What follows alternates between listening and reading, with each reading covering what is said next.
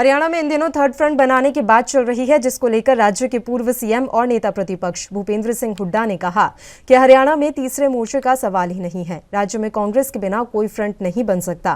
राज्य की सियासत के साथ साथ तमाम अन्य मुद्दों को लेकर एएनबी न्यूज ने पूर्व सीएम भूपेंद्र सिंह हुड्डा से खास बातचीत की। राज्य की राजनीति में इन दिनों नई गतिविधियां हैं। थर्ड फ्रंट बनाने की बात भी इनेलो प्रमुख कर रहे हैं। इस समय हमारे साथ मौजूद हैं नेता प्रतिपक्ष एवं पूर्व मुख्यमंत्री भूपेंद्र सिंह हुड्डा।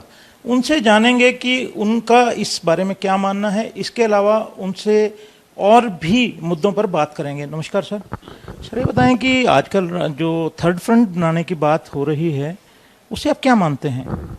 थर्ड फ्रंट नाम की तो कोई चीज़ नहीं है। भाई तो दो ही रहेंगे, एक जो बीजेपी के हक में और बीजेपी के विरोध में। इनेलो प्रमुख लगातार इन दिनों मिल रहे हैं नेताओं से कि थर्ड फ्रंट बनाया जाए। थर्ड फ्रंट का मतलब नहीं समझा।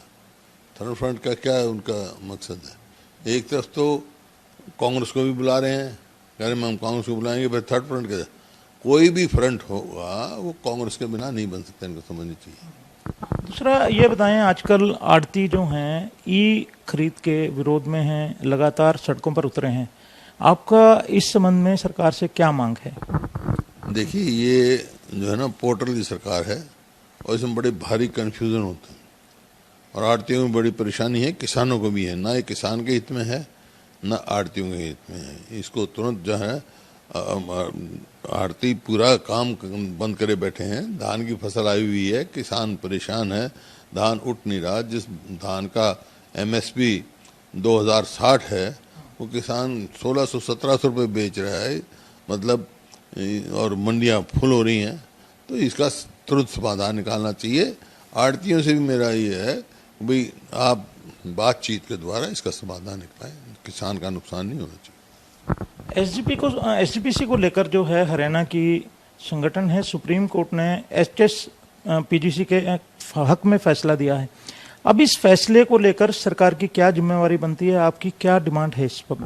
फैसला जो एक्ट पढ़ के जिस मकसद से बनाया था कि सारे गुरुद्वारों की मैनेजमेंट जो है वो हरियाणा के सिखों को मिले ताकि अच्छी तरह सुचारू रूप से चले, और जो गुरुद्वारा में आए वो उसके लिए लगे, स्कूल खुलें और खुलें, जो भी करना चाहें जैसे वो करते हैं। तो फैसले के बाद, क्योंकि अब हरियाणा जो सिख गुरुद्वारा प्रबंधक कमेटी है उन्हें अपना जो है पोजीशन लेना होगा या फिर टेक ओवर करना होगा, क्या इतना आसान काम लगता है? क्या लगता है कि सरकार की मदद की जरूरत होगी इसमें?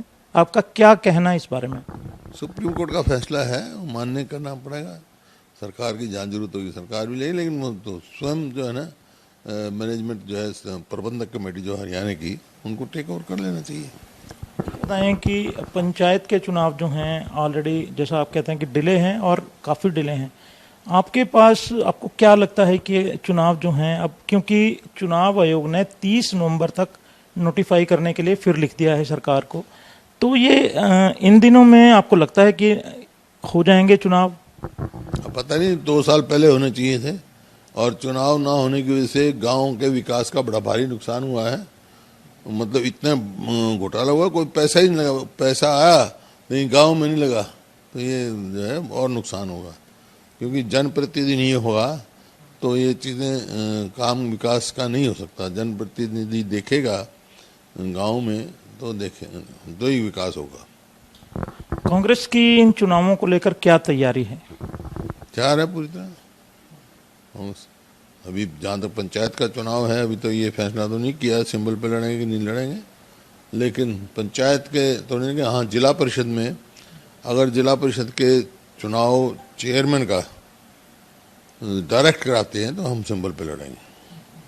क्या मुद्दे रहेंगे सर? क्योंकि इन दिनों में काफ़ी, भले वो पेंशन की बात हो, बुजुर्ग दिखते हैं आपको सड़कों पर, और कांग्रेस के चुनाव जो पंचायत चुनाव में भी क्योंकि बात रखनी पड़ती है, क्या मुद्दे रहेंगे? गांव का विकास जिसके लिए था ठप हो गया, 2 साल से ग्राम पंचायत ही नहीं है, तो कहाँ विकास हुआ? गांव का विकास अच्छा हो, जिस मकसद से ये पंचायतें बनी हैं तो उनका समाधान हो, अच्छी तरह गाँव का विकास होना चाहिए। जितना पैसा लगता है वो ठीक लगना चाहिए। ये पीपीपी की आप अक्सर कहते हैं कि मेरी सरकार आई तो मैं इसे बंद कर दूंगा, ख़त्म कर दूंगा इस व्यवस्था को, क्या दिक्कत महसूस होती है इससे? पहचान पत्र का कोई मकसद नहीं है, केवल सिर्फ पेंशन काटने का। 5 लाख से ऊपर पेंशन काट दी। मैं कह चुका हूँ हमारी सरकार आएगी तो पहचान पत्र का जो है ना ये खत्म कर देंगे। कि मैं जो सवाल पूछने जा रहा हूँ आप कहेंगे कि ये संगठन का सवाल है, क्योंकि लेकिन फिर भी आप नेता प्रतिपक्ष हैं, बड़े नेता हैं कांग्रेस के। ये जो डेलीगेट्स की सूची है इसमें लेकर ये दूसरे नेता आरोप लगाते हैं कि इसमें जो है भाई भतीजावाद कहें या फिर ये कहें कि ग्रुपिज्म हुआ है।